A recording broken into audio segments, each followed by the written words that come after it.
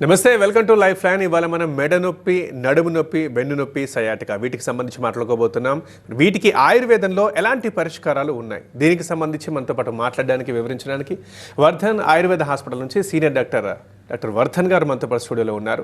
మీకు ఎట్లాంటి డౌట్స్ ఉన్నా స్క్రీన్ మీద కనిపిస్తున్న నెంబర్లో కాల్ చేసి ఇమీడియట్గా డాక్టర్ గారిని అడిగి మీ డౌట్స్ క్లారిఫై చేసుకోవచ్చు. మీరు ఇప్పటి నుంచే కాల్ చేయడం స్టార్ట్ చేయొచ్చు. డాక్టర్ గారు నమస్తే అండి. నమస్కారం అండి. రైట్, మనం ఎప్పుడూ మాట్లాడుకుంటూనే ఉన్నాం మెడ నొప్పి, నడుము నొప్పి, వెన్ను నొప్పి అనేది. సో ఫస్ట్ అసలు ఈ వీటిలలో ఏది ఎక్కువగా వస్తుందన్న డౌట్ ఇవాళ నాకు వచ్చింది సార్. నిజానికి ఒక చిన్న కొటేషన్తో స్టార్ట్ చేస్తాను. A strong spine charms and a weak spine harms అని ఒక చైనీస్ కొటేషన్ ఉంది. అంటే బలమైన వెన్నుముక మనల్ని రంజింపజేస్తుంది, బలహీనమైన వెన్నుముక మనకి హాని కలిగిస్తుంది. ఇక్కడ 2 పాయింట్స్ అండి. ఒకటి బలమైన వెన్నుముక, రెండోది బలహీనమైన వెన్నుముక. బలమైన వెన్నుముక అంటే ఏంటి, బలహీనమైన వెన్నుముక అంటే ఏంటి, మనం బలమైన వెన్నుముకని ఎలా సాధించాలి, ఈ ప్రోగ్రాం మొత్తంలో నేను చెప్పబోతున్నాను. సో బలమైన వెన్నుముక గురించి ఆలోచిస్తే మనకు స్పైనల్ ఇంపార్టెన్స్ గురించి మాట్లాడుకోవాల్సిన అవసరం ఉంటుంది. అంటే స్పైన్ ఎందుకు ఉంది అసలు మనకి, అది ఒక ఫౌండేషన్ లాగా ఉంది. మనకు స్ట్రెంగ్త్ని ఇస్తుంది, మనకి స్టెబిలిటీని ఇస్తుంది, మనకి ఫ్లెక్సిబిలిటీని ఇస్తుంది, మనకి మొబిలిటీని ఇస్తుంది, మనకున్నటువంటి స్పైనల్ కార్డ్ని ప్రొటెక్షన్ కూడా చేస్తుంది. సో ఇలా చేసేటువంటి వెన్నుముక, అలా మొత్తం అన్ని ఫెసిలిటీస్ని మనం ఫుల్ఫిల్ చేసేటువంటి వెన్నెముక స్ట్రాంగ్ స్పైన్ అని అర్థం. సో దీనికి ఆపోజిట్ ఏమవుతుంది, మనల్ని బలహీనపరుస్తుంది, మన ఫౌండేషన్కే బ్రేక్స్ వచ్చేటువంటి ఛాన్సెస్ ఉంటాయి. And at the same time మన మొబిలిటీ కూడా దెబ్బతింటుంది. అంటే మనం నడవలేని పరిస్థితి, కూర్చోలేని పరిస్థితి, నిలబడలేని పరిస్థితి, పడుకోలేని పరిస్థితి, చిన్న చిన్న పనులు కూడా చేసుకోలేని పరిస్థితికి తీసుకెళ్ళిపోతూ ఉంటుంది. అండ్ మన స్పైనల్ కార్డ్ మీద ప్రెషర్ పడింది అని అంటే యూరినేషను, మోషను, మన బేసిక్ డ్యూటీస్ ఏవైతే ఉన్నాయో, ఫ్రీగా హాయిగా బతికే ఏదైతే శరీరం ఉందో ఆ శరీరానికి కావాల్సినటువంటి ఫ్రీనెస్ అంతా కూడా లాస్ అయిపోతుంది. అంటే ఫ్రీగా యూరినేట్ చేయలేరు, అనుకున్నప్పుడు మోషన్కి వెళ్ళలేరు, నార్మల్గా ఎజాక్యులేషన్స్ ఇవన్నీ కూడా మారిపోతూ ఉంటాయి. సో అలాంటి స్ట్రక్చర్ని మనం కాపాడుకోవాలి. సో ఇక్కడ ఏంటంటే మీరు అడిగిన పాయింట్లో అసలు ఎవరికి ఈ ప్రాబ్లమ్స్ ఎక్కువగా వస్తున్నాయి, మెడ నొప్పి ఎక్కువ వస్తుందా, నడుము నొప్పి వస్తుందా, వెన్ను నొప్పి వస్తుందా? ఇండియన్ పాపులేషన్ని తీసుకున్నట్లయితే ఇప్పుడు లేటెస్ట్గా చెప్పేది ఏంటంటే 10 out of 10 Indians are having back pain అని అర్థం. ఒక స్టాటిస్టిక్స్ చెప్తున్నాయి. అంటే 10 మందిలో 10 మందికి వెన్ను నొప్పి వస్తుంది. ఎప్పుడు వస్తుంది? At least once in their life time. అంటే ఒక్కసారన్నా జీవితకాలంలో మీరు వెన్ను నొప్పితో బాధపడాల్సి వస్తుంది. అండ్ ఒక్కసారి వెన్నునొప్పి వచ్చిన వాళ్ళకి there is 4 times more chance of getting back pain again. అంటే 4 రెట్ల ఛాన్స్ ఎక్కువగా ఉంటుంది. ఇక్కడ ఇంకొక చిన్న పాయింట్ చెప్తాను. మా దగ్గరికి వెన్నునొప్పి వచ్చింది అని చెప్పి వస్తారు. వచ్చినప్పుడు వాళ్ళకి సింపుల్ డైటరీ మేనేజ్మెంట్ ఇచ్చి సింపుల్ ఎక్సర్సైజెస్ చెప్పి పంపించిన పేషెంట్స్ కూడా ఉంటారు. వాళ్ళు అవి పాటించకపోతే ఏమవుతుంది, 6 నెలల తర్వాత, ఓన్లీ నడుము నొప్పి వచ్చిన వాళ్ళకి 6 నెలల తర్వాత మెడ నొప్పి కూడా వస్తుంది. సో 1+1 ఆఫర్ అన్నమాట. ఒకటి కొంటే ఒకటి ఫ్రీ అనమాట. సో నార్మల్గా నడుము నొప్పి వచ్చిన వాళ్ళకి అలక్ష్యం చేస్తే మెడ నొప్పి కూడా వస్తుంది, మెడ నొప్పి వచ్చిన వాళ్ళకి అలక్ష్యం చేస్తే నడుము నొప్పి కూడా వస్తుంది. సో ఇక్కడ ఎవరైతే వృత్తి విద్యా వ్యాపారాలు చేస్తున్నారో, ఎక్కడైతే ప్రెషర్ ఎక్కువగా పడుతుందో, ఇప్పుడు ఫర్ ఎగ్జాంపుల్ టీచర్స్ ఉన్నారు, నిలబడే ఉండే తత్వం ఉంది. ట్రాఫిక్ పోలీసు వాళ్ళు ఉన్నారు, వాళ్ళు నిలబడే తత్వం ఉంది. అండ్ ఇలా జాబ్స్ నిలబడి చేసే వృత్తి విద్యా వ్యాపారాలు ఎవరైతే చేస్తున్నారో వాళ్ళకి నడుము నొప్పి ఎక్కువగా వస్తుంది. కూర్చుని చేసేటువంటి ఉద్యోగాలు, బీపీఓ జాబ్స్ ఉన్నాయి, మీరు చేసే ఉద్యోగము, నేను చేసే ఉద్యోగము, ఇవన్నీ ఉన్నాయి. ఈ కంటిన్యూస్గా కూర్చునే తత్వం ఉన్నటువంటి వాళ్ళకు ఉన్నాయి. వీళ్ళకి మెడలో ఎక్కువగా ప్రాబ్లమ్స్ వస్తూ ఉన్నాయి. సో దీనివల్ల ఇది ఎక్కువ, ఇది తక్కువ అని చెప్పలేము. సార్ కాలర్ వెయిట్ చేస్తున్నారు, కంటిన్యూ చేద్దాం. బెంగళూరు నుండి ఓబులేశం ఫోన్ చేశారు. ఓబులేశం గారు మాట్లాడండి డాక్టర్ గారితో. నమస్కారం సార్. సార్ నమస్కారం అండి. సార్ నాకు అంతకుముందు L4 దగ్గర మన నొప్పి వచ్చినది. ఓకే. తర్వాత ట్రీట్మెంట్ తీసుకున్నాం, మన దగ్గర తన మసాజ్ తర్వాత ఫిజియోథెరపీ చేయించాము. ఓకే. తగ్గింది. మళ్ళీ అప్పుడప్పుడు కొద్దిగా నొప్పికి వస్తున్నది సార్. అది ఎన్ని రోజుల కింద ట్రీట్మెంట్ చేయించారండి? దాదాపు ఒక 6 months బ్యాక్ సార్. 6 months అయింది. ఓన్లీ ట్రీట్మెంట్ చేయించి మళ్ళీ మీ మీ మూల కారణం ఏమన్నా మార్చారా?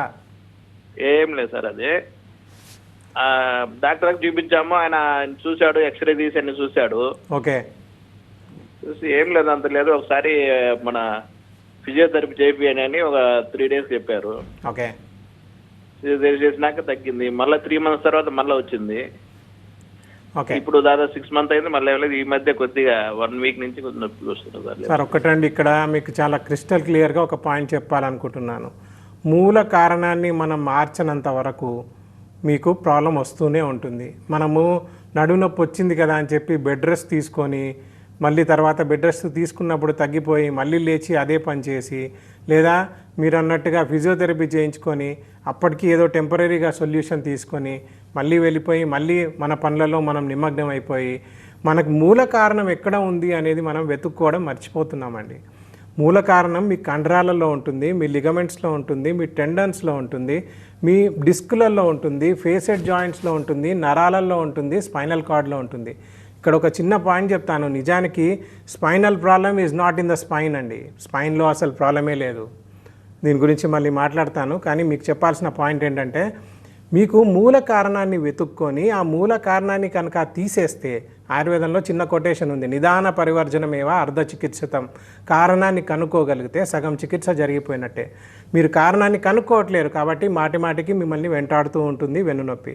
ఒకసారి స్క్రోల్ అయ్యే నెంబర్కి కాల్ చేయండి, అపాయింట్మెంట్ తీసుకొని రండి. డెఫినెట్గా సొల్యూషన్ ఇవ్వడానికి ప్రయత్నం చేద్దాం సార్. సార్ ఇంతకుముందు ఏమన్నారు, స్పైన్లో ప్రాబ్లం లేదంటున్నారు, స్పైనే ఇంపార్టెంట్ అని ఇంతకుముందు అన్నారు. ఒకటండి, అంటే స్పైన్ ఈజ్ ఇంపార్టెంట్ అండి. కానీ మనం అనుకుంటాము స్పైనల్ ప్రాబ్లం వచ్చింది, నడుము నొప్పి వచ్చింది, వెంటనే సర్జరీ చేయించుకుందాము, దాంట్లో రెక్టిఫికేషన్ చేసుకుందాము, అదంతా నార్మల్ అయిపోతుంది అని. కానీ ఒరిజినల్గా ఆయుర్వేదం ప్రకారం ఏంటంటే స్పైనల్ ప్రాబ్లము మూల ఉద్భవ స్థానం అని ఒకటి ఉంటుంది. అంటే మీ స్పైన్ ప్రాబ్లం వెన్నునొప్పి రావడానికి మూల కారణం పక్వాశయం అంటాం. సో 10 వాతస్థానాలు ఉంటాయి. పక్వాశయ కటిశక్తి స్తోత్రాస్తి స్పర్శనేంద్రియం స్థానం వాతస్య తత్రాపి పక్వాదానం విశేషత అంటారు. పక్వాదానం అంటే పక్వాశయము చాలా విశేషమైనటువంటి చాలా సుపీరియర్ ఫామ్ ఆఫ్ వాతస్థానం. ఈ వాతస్థానాలలో వాతం ఎక్కువగా ఉంటుంది. సో మీకు వచ్చే ప్రతి డిసీజ్ కూడా మీకు డైజెస్టివ్ సిస్టంలోనే వస్తుంది. ఆ డైజెషను మెటబాలిజం మారినప్పుడు మీ స్పైన్ స్ట్రాంగ్గా ఉంటుంది, ఓవరాల్ వెల్బీయింగ్ కూడా స్ట్రాంగ్గా ఉంటుంది. కాబట్టి స్పైనల్ ట్రీట్మెంట్ చేసినప్పుడు స్పైన్ మీద ఒక్కటే ట్రీట్మెంట్ కాదండి, దాని మూలమైనటువంటి పక్వాశయాన్ని కూడా ట్రీట్మెంట్ చేయాలి. రైట్ సార్, ఒక కాల్ తీసుకుందాం. హైదరాబాద్ నుండి పద్మ ఫోన్ చేశారు. పద్మ గారు మాట్లాడండి డాక్టర్ గారితో. నమస్కారం డాక్టర్ అమ్మా నమస్కారం తల్లి, చెప్పండి. సార్ నేను 5 years బ్యాక్ పడ్డా సార్ కాల్ జారి. ఓకే. అయితే ఇట్లా వెన్నుపూస ఫ్రాక్చర్ అయింది లైట్ గా, అది హీల్ అయింది. కానీ మళ్ళీ ఇప్పుడు ఇట్లా కింద కూర్చోలేదు నేను. 5 years నుండి కింద పడుకోనికి రాదు, కూర్చోడానికి రాదు. నరాలు మొత్తం వెన్నుపూస నుండి కింది అది పాదాల వరకు బాగా పెయిన్ వస్తుంది. ఒకటి రైట్ కాలు కూడా పై నుంచి కింది వరకు నరం వరకు ఇట్లా గుంజినట్లు ఉంటుంది సార్. ఎంతమ్మా మీ ఏజ్? 52 సార్. ఓకే. కింద ఇప్పుడు మరి కింద కూర్చోవడం కింద పడుకోవడం ఎందుకు తల్లి మరి మీరు? 5 years అవుతుంది సార్ నేను కింద కూర్చొని పడుకోను, కానీ ఇది దీనికి సొల్యూషన్ ఏందో నాకు అర్థం కావట్లేదు. ఒకటి అక్కడ మీరు మీ ఏజ్ గ్రూప్ ఇప్పుడు 52 ఏళ్ళు అంటున్నారు, మీ బోన్స్ వీక్ అయిపోయాయి, మీరు మెనోపాజల్ ఏజ్ గ్రూప్లో ఉన్నారు. ఈ టైంలో ఇంకా బోన్స్ వీక్ అయిపోతాయి. కింద కూర్చొని లేచేటప్పుడు డైరెక్ట్గా మెడ మీద నడుము మీద ఎక్స్ట్రా ప్రెషర్ పడుతుంది. ఆల్రెడీ మీరు ఫ్రాక్చర్ అయింది, హీల్ అయింది అంటున్నారు. కాబట్టి మెల్లమెల్లగా అక్కడున్న కండరాలని మనం బలోపేతం చేసి ఆ బోన్ సిస్టమ్ని అంటే అస్థిధాతువుని మనము పుష్టికరం తయారు చేస్తే మాత్రమే మీరు ఏమన్నా కింద కూర్చొని లేవడానికి వీలవుతుంది.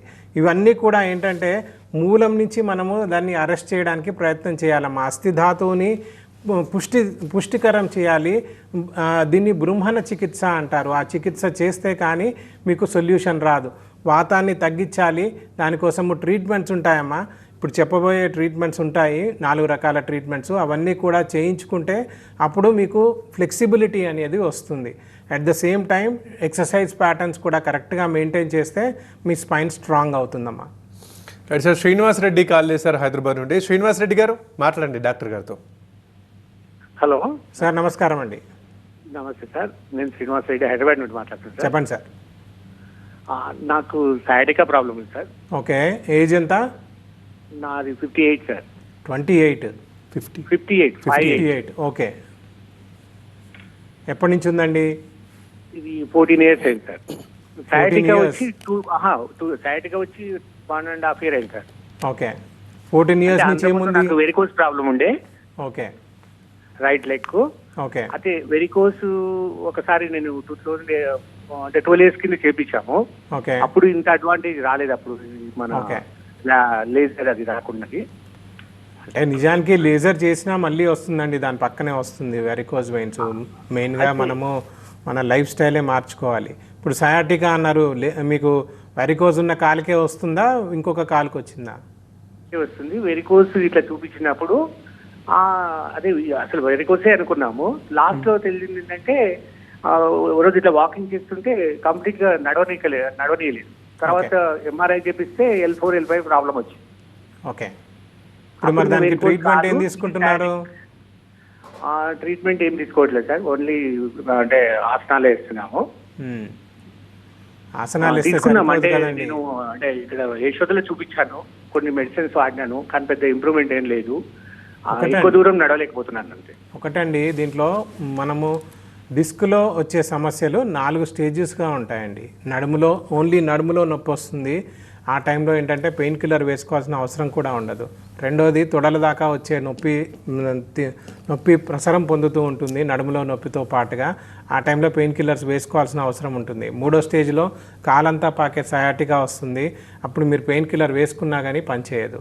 4వ స్టేజ్లో దగ్గినా తుమ్మినా నవ్వినా పడుకొని పక్కకు తిరగాలని ప్రయత్నం చేసినా మీకు సివియర్ షాక్స్ కొడుతూ ఉంటాయి.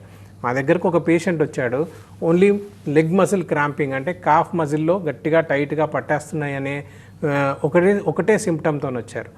వాళ్ళు ఏంటంటే ముందే ఎంఆర్ఐ చేయించుకొని వాళ్ళు L4 L5 ప్రాబ్లం ఉందని. బేసికల్లీ పేషెంట్స్ ఈ కాలంలో ఎలా ఉన్నారంటే గూగుల్లో అంతా సెర్చ్ చేసి అన్నీ చేసుకొని మమ్మల్ని టెస్ట్ చేయడానికి కూడా వస్తూ ఉంటారు. సో డైరెక్ట్గా చెప్పాము ఇది L4 L5 ప్రాబ్లం అండి అని అంటే అప్పుడు ఎంఆర్ఐ తీసి L4 L5 ప్రాబ్లం అండి అని చెప్పి అప్పుడు నార్మల్గా ట్రీట్మెంట్ తీసుకున్నారు. ఇక్కడ చెప్పాల్సిన పాయింట్ ఏంటంటే చాలా సింపుల్గా కనబడేటువంటి లక్షణాలు కూడా మనకి స్పైనల్ రిలేటెడ్గా కూడా ఉంటాయి. So cough muscle cramping is one such thing.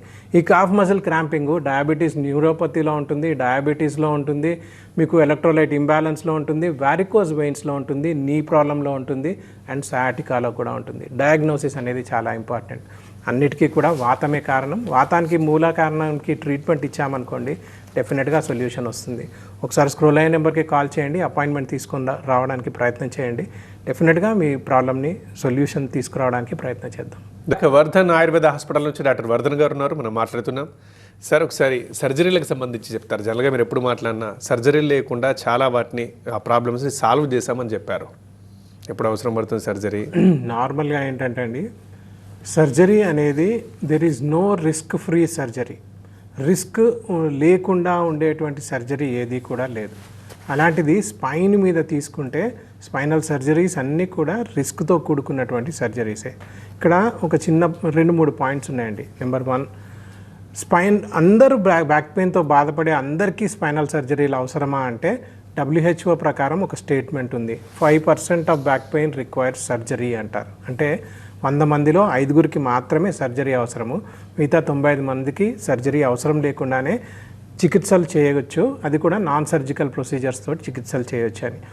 మన ఆయుర్వేదానికి ఇంపార్టెన్స్ ఎక్కడ వస్తుందంటే ఆ 95% ఆఫ్ బ్యాక్ పెయిన్స్కి నాన్ సర్జికల్ ట్రీట్మెంట్స్ కత్తిఘాటు లేకుండా, పెయిన్ కిల్లర్లు అవసరం లేకుండా ట్రీట్మెంట్ చేయొచ్చు. ముఖ్యంగా మేము చేసేటువంటి మేరు చికిత్స, మర్మ చికిత్స అనే చికిత్సా పద్ధతుల ద్వారా ఇప్పటికి 8 లక్షల మందికి ట్రీట్మెంట్ ఇచ్చాము.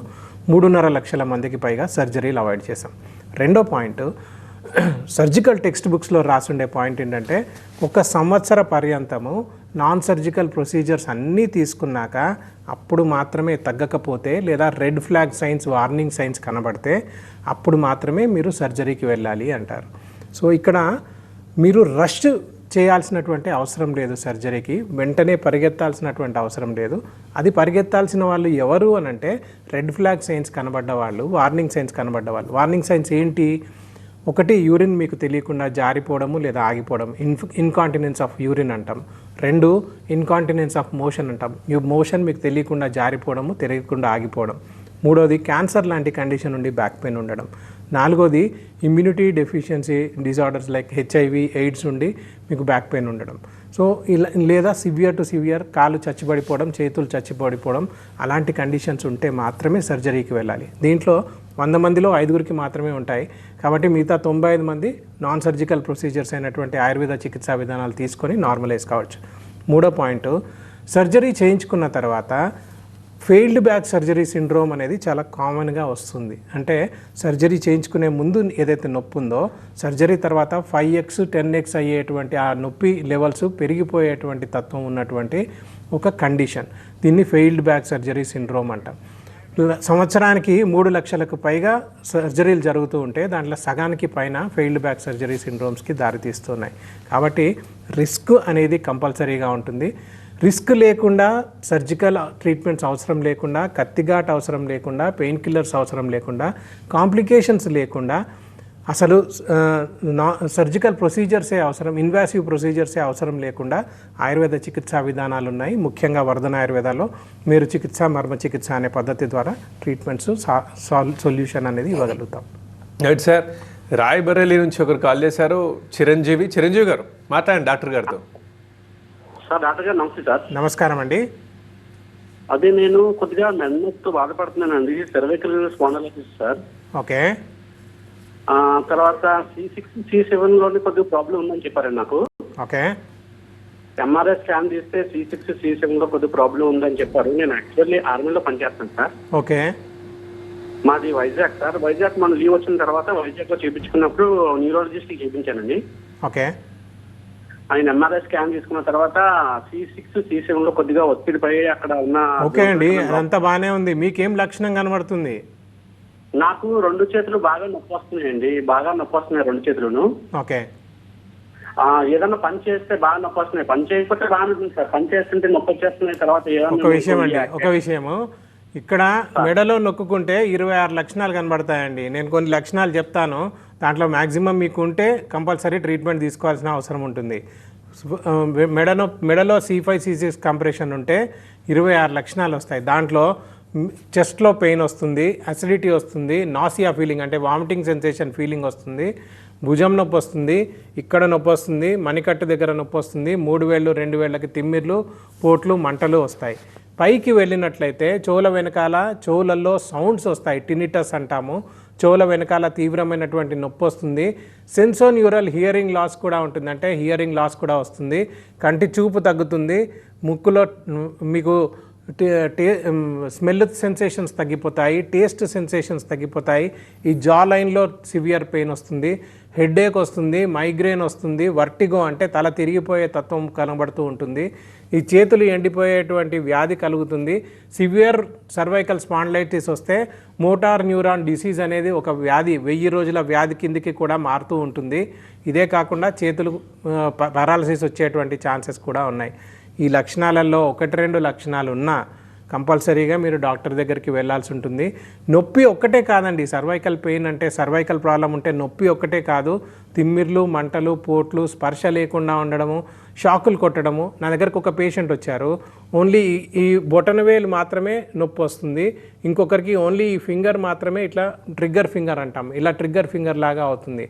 వెళ్తే ఇక్కడ ఎక్స్రేలు చేయించారు, కార్పల్ టన్నల్ సిండ్రోమ్ అన్నారు. కానీ మళ్ళీ నాకు ఎందుకో డౌట్ వచ్చి నెక్లో ఎక్స్రే చేయిస్తే severe to severe cervical spondylitis ఉంది. ట్రీట్మెంట్ చేశాము, 3 నెలల్లో నార్మల్ అయ్యారు. మళ్ళీ ట్రిగ్గర్ ఫింగర్ లేదు, లేదంటే ఇక్కడ ఒక సర్జరీ చేస్తానన్నారు.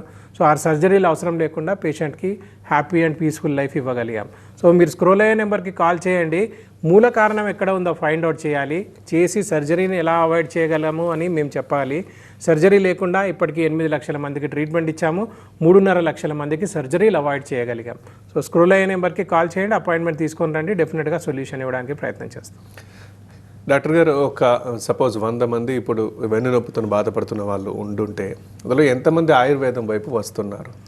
ఇప్పుడు ఉన్న సిచ్యువేషన్లో అంటే నిజం చెప్పాలంటే మాటికి ఇదే టాపిక్ మాట్లాడి వాళ్ళకి నిజంగా అవసరం ఉన్నా లేకున్నా స్పైన్ కేర్ అనేది తీసుకోవాలి అని చెప్తూ ఉండడం వల్లనో, లేకపోతే జనాలకి అవేర్నెస్ రావడం వల్లనో తెలియదు. కానీ ఓవరాల్గా ఏంటంటే 100 మందిలో నిజానికి మా దగ్గరికి ఇప్పుడు వచ్చే వాళ్ళకి సివియర్ టు సివియర్ ఫామ్లోకి వచ్చిన తర్వాత సర్జరీలు అవాయిడ్ చేయాలనుకున్న వాళ్ళు డెఫినెట్గా ఆయుర్వేదంలోకి వస్తున్నారు. And 60 to 70% of people are turning towards Ayurveda అండి. సో నా దగ్గరే ఇప్పుడు అంతెందుకు ఒక పేషెంట్కి సర్జరీ చెప్పబడింది అనుకోండి, డెఫినెట్గా వాళ్ళు వెతుకుతూ ఉంటారు ఆయుర్వేదిక్ డాక్టర్ ఎవరు ఉన్నారు, సర్జరీ లేకుండా దీన్ని ఎలా అవాయిడ్ చేసుకోవాలి అని వెతుక్కుంటూ మా దగ్గర దాకా వచ్చి ట్రీట్మెంట్ తీసుకొని హ్యాపీగా హెయిల్ అండ్ హెల్తీగా వెళ్ళిపోయే వాళ్ళు ఉన్నారు. నాట్ ఓన్లీ నేషనల్ లెవెల్లో 149 కంట్రీస్ నుంచి మాకు పేషెంట్స్ ఉన్నారు. అక్కడి నుంచి ఇక్కడికి వచ్చి ఇక్కడ స్టే చేసి ట్రీట్మెంట్స్ తీసుకునే వాళ్ళు ఉన్నారు. నా దగ్గర 10 days, 18 days, 28 days, 45 days treatments ఉంటాయి. సో డిపెండింగ్ అపాన్ సివియారిటీ మనం ట్రీట్మెంట్స్ ప్లాన్ చేస్తాము.